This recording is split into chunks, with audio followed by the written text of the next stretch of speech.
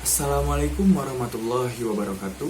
Perkenalkan, nama saya Muhammad Amar Mutadi. Saya dari kelas Manajemen 19E. Di sini saya akan mempresentasikan teori dan konsep investasi dari mata kuliah teori portofolio dan analisis investasi.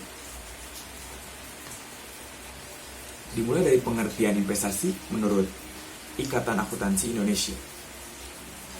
Adalah suatu aktiva yang digunakan perusahaan untuk pertumbuhan kekayaan atau accretion of wealth melalui distribusi hasil investasi seperti bunga, royalti, dividen, dan uang sewa untuk apresiasi nilai investasi atau untuk manfaat lain bagi perusahaan yang berinvestasi seperti manfaat yang diperoleh melalui hubungan perdagangan. Kemudian ada pengertian investasi menurut KBBI. Investasi adalah penanaman uang atau modal di suatu perusahaan atau proyek untuk tujuan memperoleh keuntungan.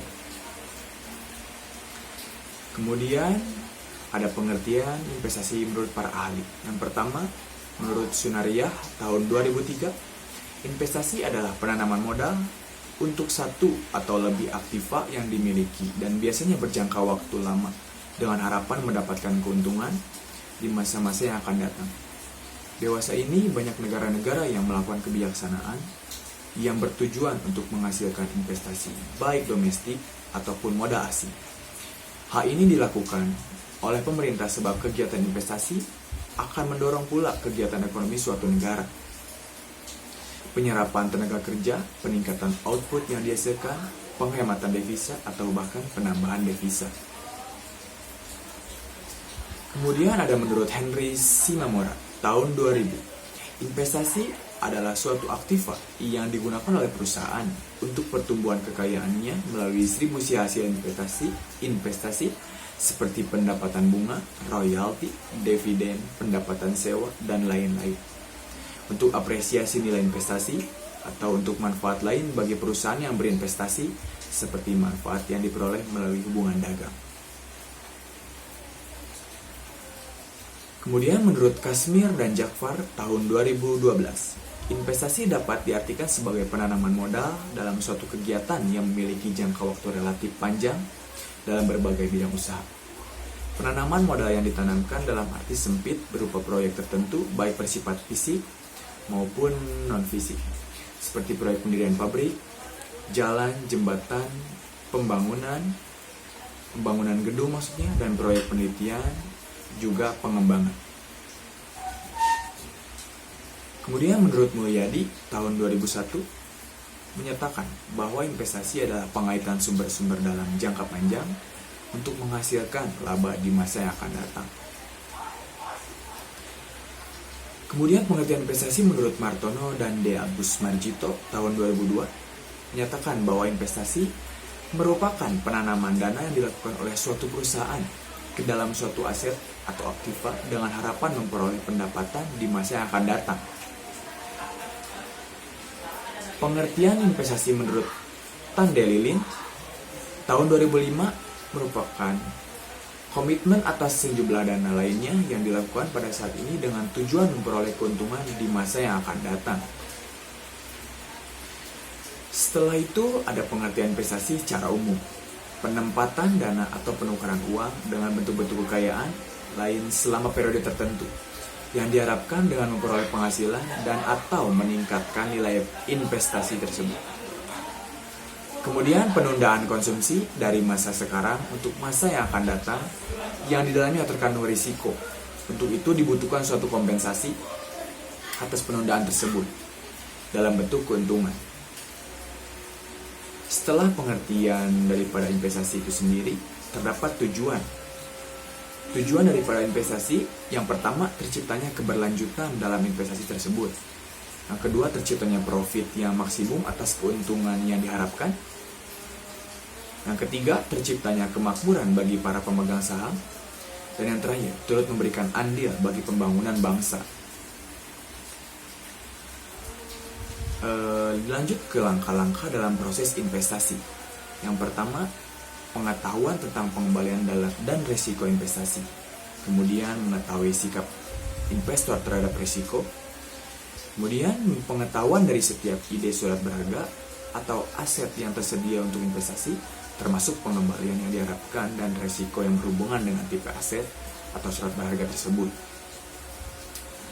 Dilanjut untuk memilih beberapa surat berharga atau aset yang dapat memberi suatu pengembalian dan resiko yang dapat diterima berdasarkan kebutuhan-kebutuhan dari investor tertentu.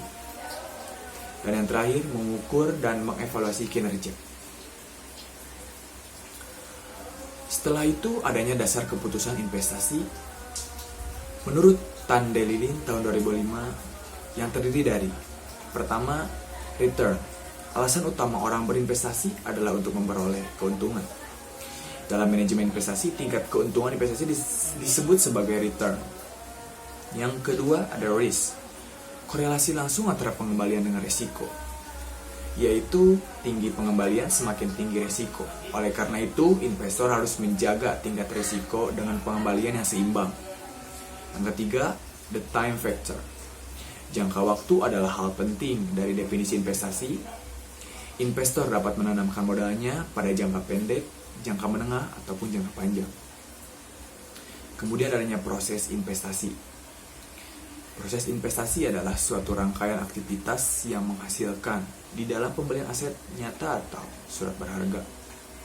Proses investasi berkisar tentang keputusan-keputusan investasi yang berhubungan untuk memaksimumkan kekayaan investor tersebut.